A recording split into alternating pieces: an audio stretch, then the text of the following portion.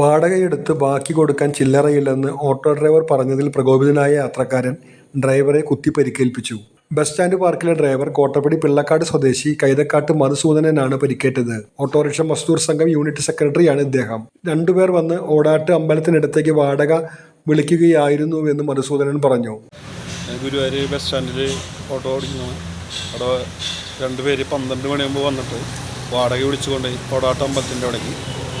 അവിടുന്ന് വിളിച്ചുകൊണ്ടായിട്ട് 30 രൂപ വാടക പറഞ്ഞപ്പോൾ ആൾ 50 രൂപ തന്നത്. എൻ്റെ കയ്യിൽ ചേഞ്ച് ഉണ്ടായിരുന്നില്ല.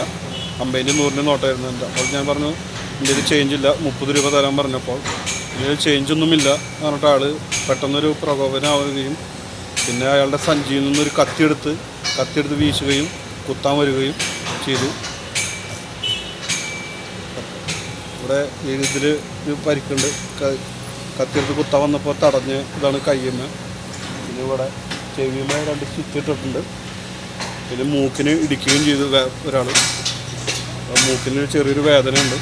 സ്ഥലത്തെത്തി 30 രൂപ വാടക ആവശ്യപ്പെട്ടപ്പോൾ 50 രൂപയാണ് നൽകിയത്. ചില്ലറ വേണമെന്നും കയ്യിലില്ലെങ്കിൽ വീട്ടിൽ നിന്ന് എടുത്തു തന്നാൽ മതിയെന്നും പറഞ്ഞു. ഇതോടെ യാത്രക്കാരിൽ ഒരാൾ ബാഗിൽ നിന്ന് കത്തിയെടുത്ത് കുത്തി.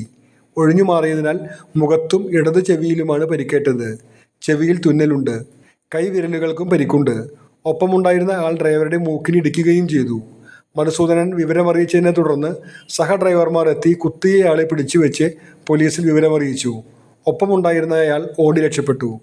ഒറ്റപ്പാലം കുമ്പാരംകുന്ന് സുദർശനൻ എന്ന ബാബു ആണ് പിടിയിലായിട്ടുള്ളത്.